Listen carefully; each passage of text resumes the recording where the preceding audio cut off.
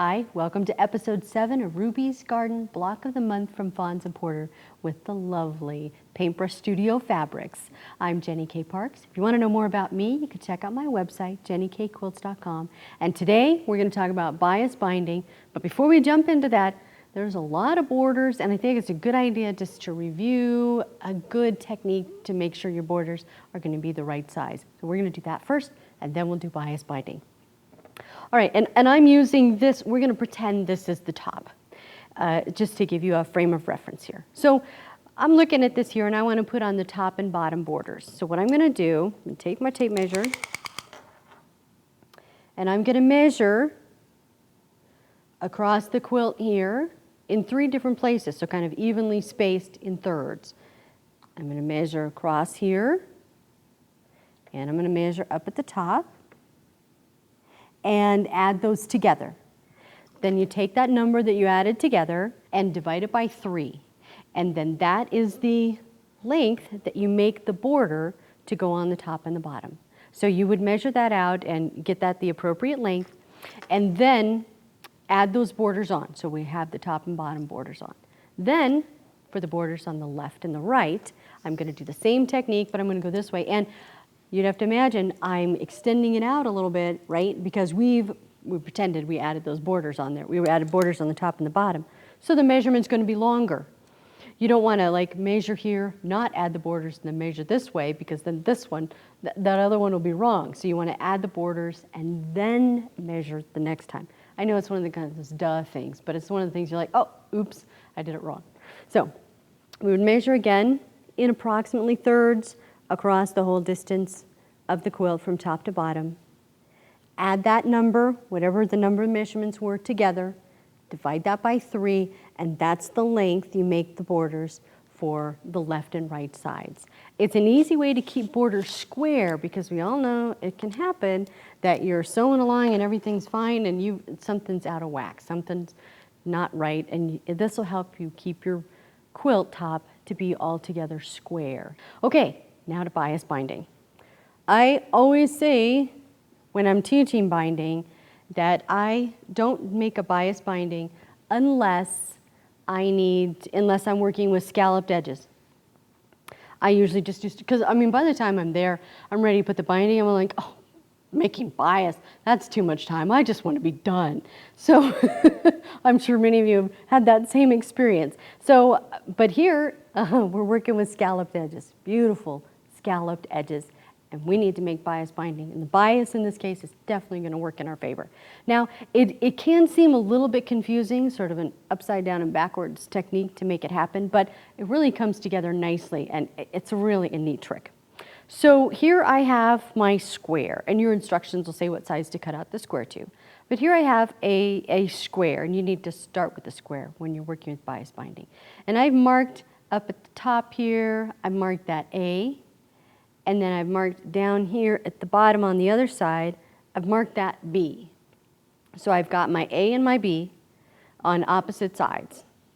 Then here in the middle, halfway down and just a little bit in from each side, I've done these dots. If anybody's done garment construction or something like that, you know that there's dots that you're going to match up. So we're going to move these around together so they're going to match up, and then you're going to cut it. You're going to cut it across the distance. I remember in the last episode we talked about how if you have a really long length, you can butt up your rulers against each other so that you can accommodate that longer length, which might be an issue when you're cutting out this portion for the binding. Okay, so I have cut that, and what I'm going to do now is I'm going to take my B piece of binding, I'm going to slide it over this way, and then I'm going to put it together to sew. And I've sewn there, I'm going to sew right along there. Things out of the way here for a minute. Regular, good old-fashioned 1/4 inch seam allowance.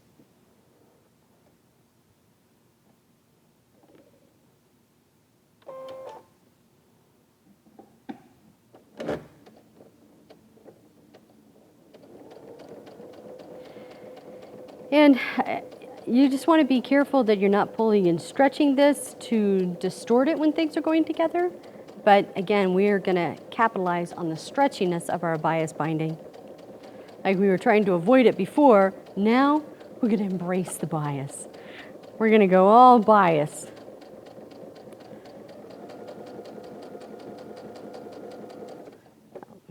Line that up a little bit better. There we go.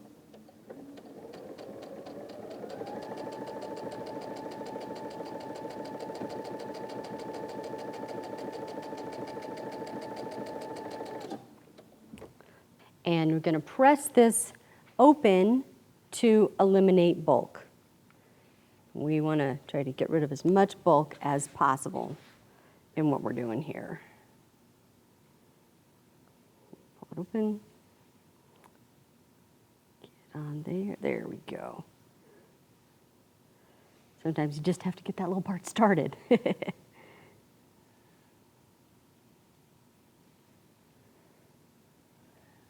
Nice and slow.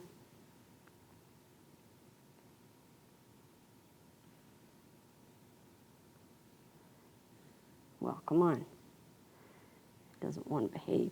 If you've used starch in any of this project up to now to keep everything stable, you definitely do not want to starch your bias binding here.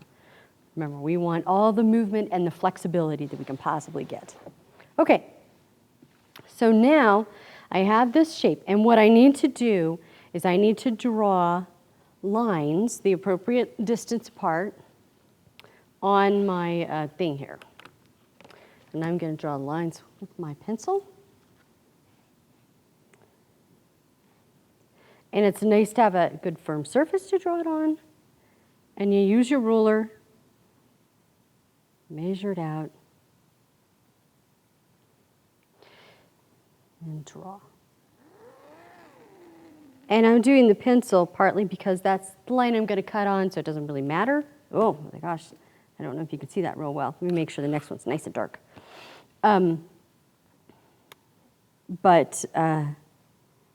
Yeah, it's the line you're going to cut on, so it really doesn't matter how, what it looks like.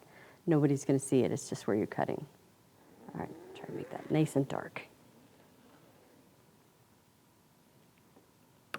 And you can see how I'm kind of lining it up on that edge and just going to town here. And I know this is one of those things, one of those quilting techniques that sometimes you just don't get it until we're at the very end. So trust me, hang with me. It's going to be good. All right, slide that up here a little bit more.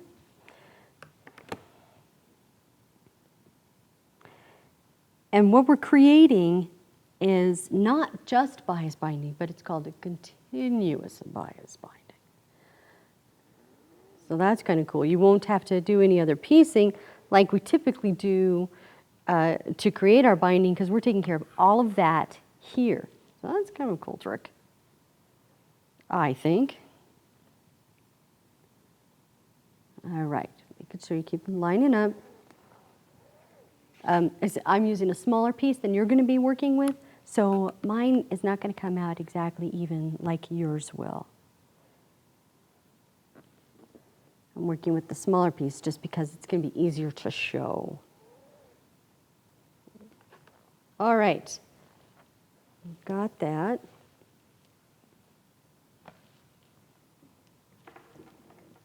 Now, we're going to take it. It's kind of weird, but I'm going to take it. See how I flip that over? And what I want to do is I want to line up these intersections with this here. But I want to make sure it's kind of one off. So I'm going to start putting it together. You can see how if I start here, I'm going to start, so it's one off.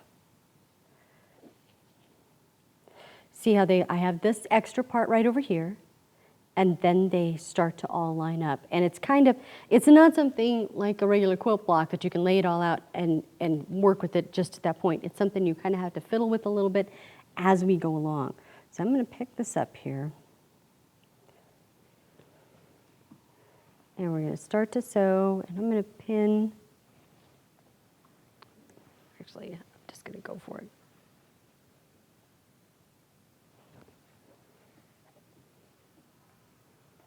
All right. It does, as I've said, it does take a little bit of fiddling to get everything lined up real well. Okay. And this takes some practice too. It's not something that, you know, you might remember every time, but when you need it, it's the perfect technique. And it's nice to have, right? This project has been all about learning new techniques and new ways to do stuff that maybe you didn't have under your belt before, maybe you didn't have in your toolkit, and now you do. All right, so let me continue sewing down here, lining up the rest of the way. Oh, that's my light pencil mark. Hard to see. Okay, I like really nice dark. Sometimes I go too dark when I make marks. But I don't like to mess around. No shilly-shally. When I make a mark, I want that mark to be able to be seen every time. And when I want it to go away, I want it to go away.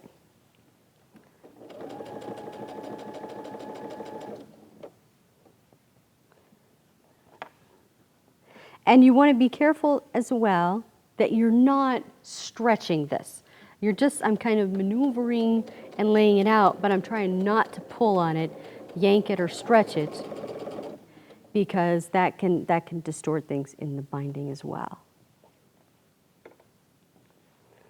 And we want to save all our stretchiness when we have to maneuver around the corners. And do our little scallops, our little loop-de-loops.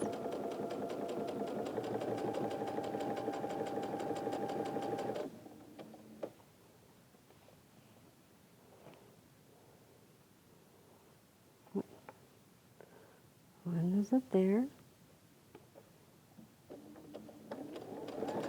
And you can feel free to pin these as necessary.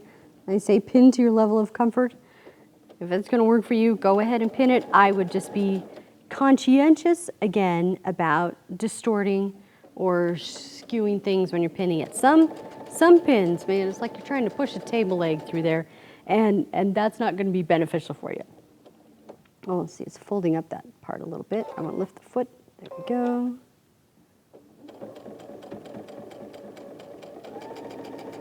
Okay, this is going to be cool. This is the part I like. The unveiling, the reveal. Okay. All right. So here we have this. We have that seam in there, and it looks like, oh, I've made a mistake. At least I felt like that when I was looking at it. So I think I'm going to start over here on this side. No, I'm going to start here. That's going to be easier to see.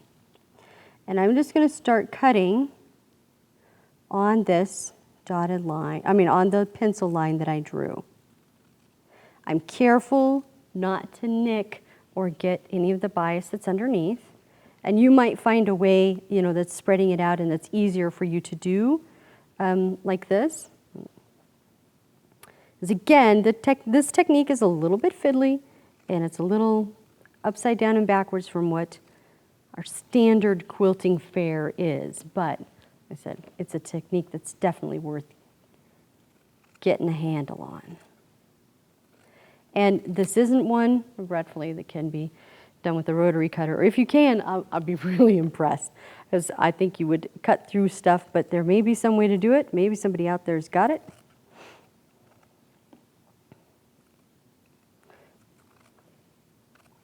I would probably go back and press that part there. Make sure I'm not getting underneath.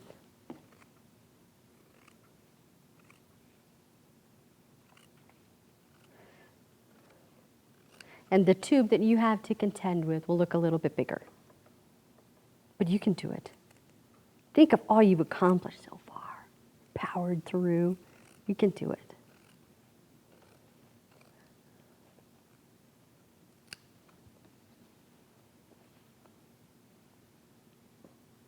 I went a little far, but that's okay.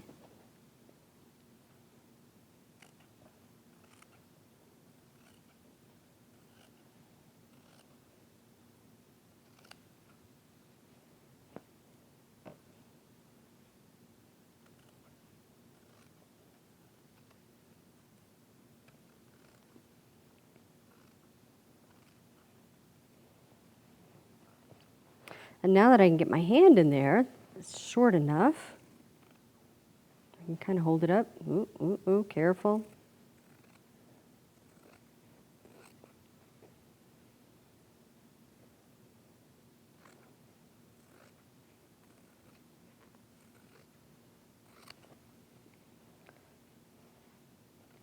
And I think you're just going to think this is so cool.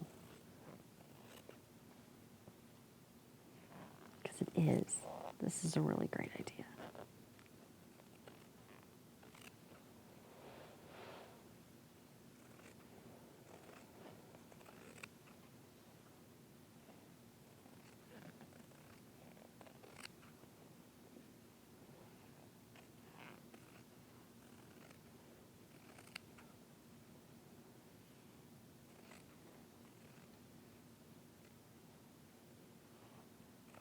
A little bump there. And you'll find you get some unusual seams, the unusual seaming that you wouldn't get in other times. So you might find the seams are closer together, but that's okay. It just looks a little bit different. But like I said, the technique is worth the payoff. Oh, look at this. We're almost at the end. This is going to be so cool.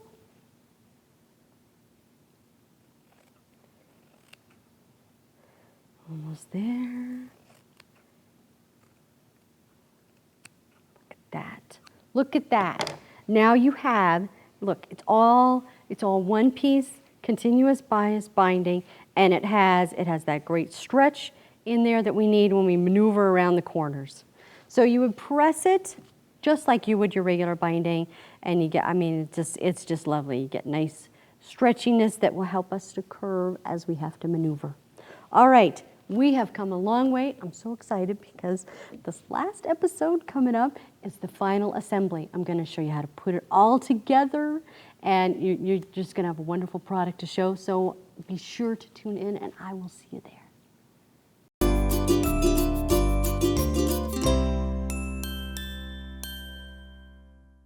This lesson of Ruby's Garden Block of the Month is brought to you by Paintbrush Studios, fabrics for your masterpiece.